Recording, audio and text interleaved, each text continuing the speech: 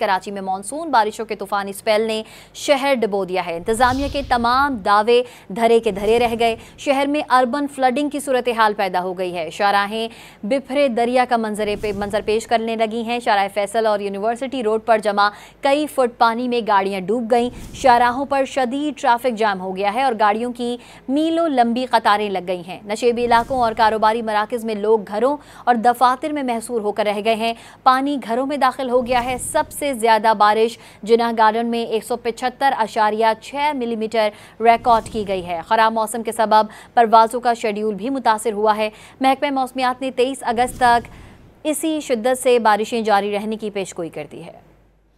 पानी घरों में दाखिल हो गया है। सबसे ज़्यादा बारिश जिन्ना गार्डन में 175.6 मिलीमीटर रिकॉर्ड की गई है। ख़राब मौसम के सबब परवाज़ों का शेड्यूल भी मुतासिर हुआ है।